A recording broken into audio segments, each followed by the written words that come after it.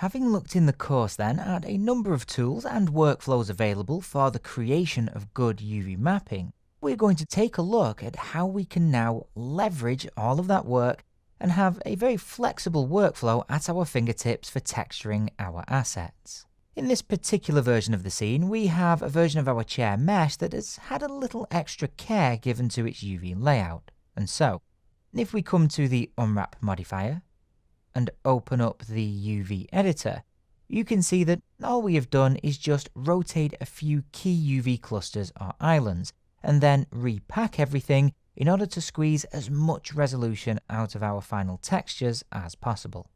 Indeed, up to this point, we've been using an asset that has had a unique single texture map created for it.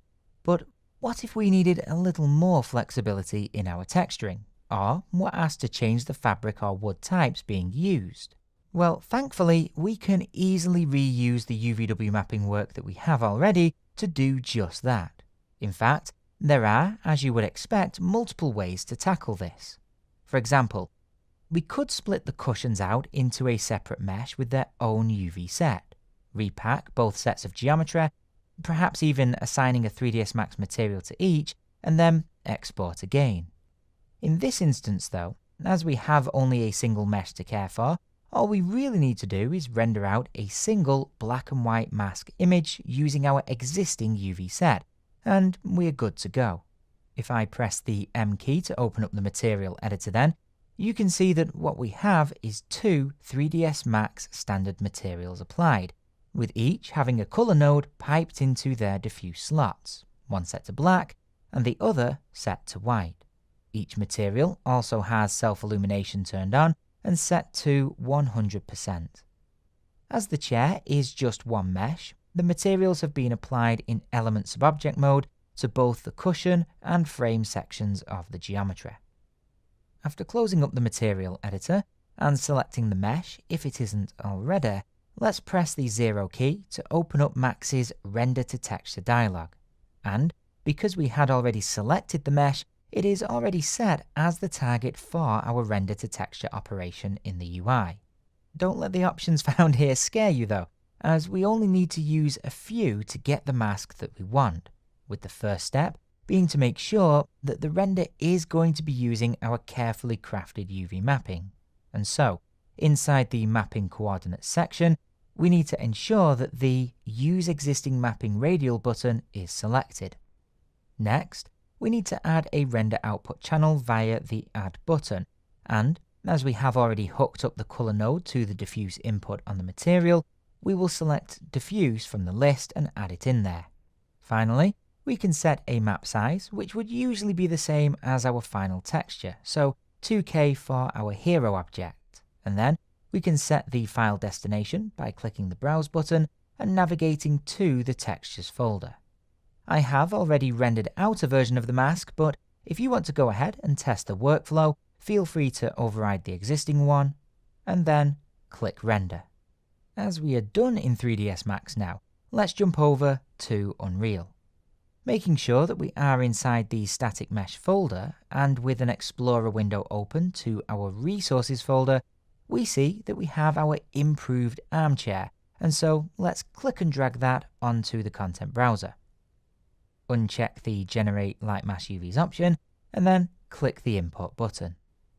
We can then move our camera view over to the bookshelf and place a copy of the mesh into the scene. And in the Details tab, let's increase its light map resolution to 1024. Coming to the Textures folder in our Resources folder, let's also drag and drop the new wood and fabric textures, as well as our mask image, into the content browser like so. Now, to add material flexibility without changing our object's UVs. To do this, we will double-click on the chair material and resize the UI so that we can see our content browser. And then we can select and delete the existing textures, and instead grab our fabric maps, so base color, normal and roughness, and drag them into the material editor. Let's reorder them so that diffuse is on top, then roughness, then the normal map. Doing the same for the wood textures. only this time making sure that the wood nodes sit above the fabric ones, like so. This is because we have made the fabric areas inside the mask white.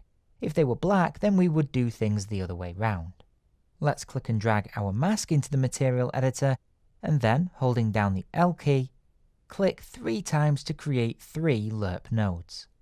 This node essentially letting us take A and B inputs and blend them together by means of an alpha input, in our case, a black and white mask. We can now pipe our wood into the A slot for each LERP, and the fabric into each B slot. We can then pipe our mask into the alpha input of each LERP node as well. Finally, we want to pipe each LERP node into the appropriate input on the material itself. Click Apply, and then assign the material to the chair in our scene via a click and drag. As you can see, the fabric is a little on the large side, but thanks to our flexible workflow, this is not a problem, as we can simply come to the material editor, right-click and type text C, and then add a text coord node and set its U and V tiling to 4. If we then pipe that into the UV slot of each fabric texture node and click Apply, we can now build our lighting and take a look at what we have. Now, if we or the client decides that, well, we don't like the wood or fabric maps being used, it is just a simple matter of swapping out the 3 appropriate maps in the material editor, and we are good to go. No need to redo our UV mapping work at all. If we commit ourselves to the creation of good UV mapping for all aspects of our projects, then life will be so much easier inside the Unreal Engine, as the quality and flexibility of our work can only increase from there.